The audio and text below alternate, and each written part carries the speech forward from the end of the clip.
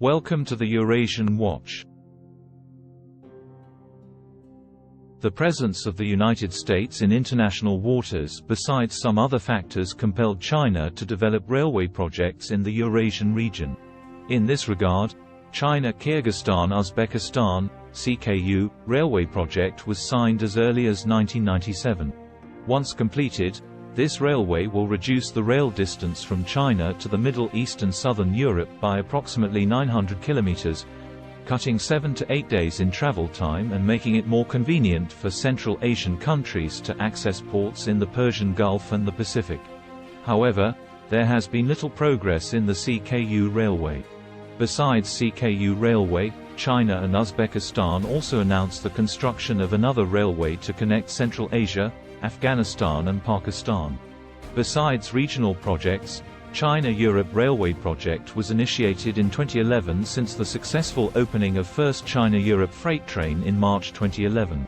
Germany has become the most important destination for the China-Europe Railway Express.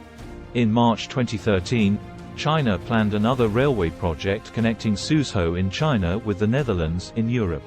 The total transit time for the whole journey is approximately 28 days, covering an 11,000 km northern route moving from Suzhou in China, across Russia to arrive in the Netherlands. Since the cross-border freight train was launched at Manzhouli port in 2013, approximately 15,200 freight trains have been dispatched from the city till June 2022. In 2014, China also initiated a freight train service from East China's Zhejiang province, Yiwu, to Madrid in Spain in 2014.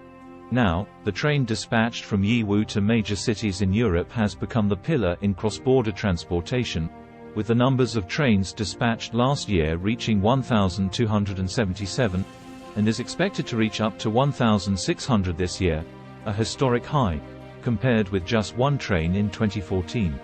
The Yiwu-Madrid train service was officially launched in November 2014, spanning 8 countries in Eurasia, with a total length of more than 13,000 kilometers. In 2016, the average numbers of freight trains dispatched from Yiwu to Europe was up to 2 trains per week instead of 1 train per month, while the category and value of cargo delivered via the trains was diversified.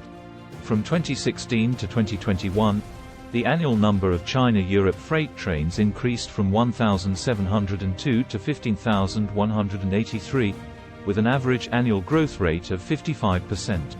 The annual transportation value of the China-Europe freight train has increased from $8 billion to $74.9 billion from 2016 to 2021, an increase of 9 times, and its proportion in the total trade volume between China and Europe has increased from 1.5 to 8%.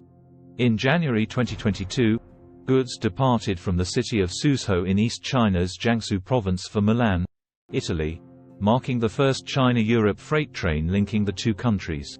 Moreover, the types of cargo delivered via China-Europe trains expanded from mobile phones to more than 50,000 kinds of goods, including vehicles and bulk commodities like grain and wood, mostly value-added goods.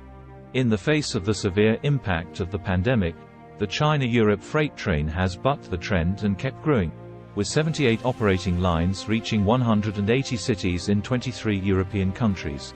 The train service from China to Germany was initiated from Chinese Jilin province, which starts in the capital city, Changchun, and exits China via the rail port in Manzhouli.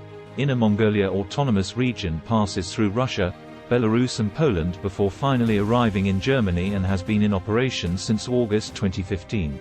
This line is 9,800 kilometers long, and trains take a total of 14 days to make the journey from Changchun to Germany, more than 20 days less than sea routes.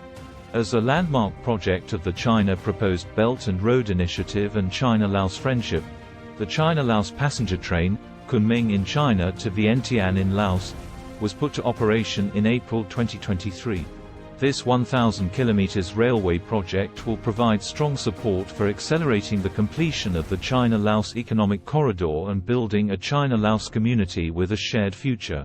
In the next stage, relevant parties will study and initiate the construction of the China-Laos-Thailand railway line, which will be connected to the Malaysia-Singapore railway network in the south, as well as the China-Europe train system in the north. Under the BRI project, China also backed Belgrade-Budapest Railway connecting the two European countries, Serbia and Hungary. This project would probably be inaugurated this year in 2023. Transport by sea was not only time-consuming, but also cargo could lose value due to the humidity and intense variations between daytime and nighttime temperatures during the voyage. Moreover, the seal lines take 50 days from China to Europe. The Chinese railway projects in the Eurasian region would increase trade and regional connectivity besides minimizing the United States' political influence through the sea communication lines.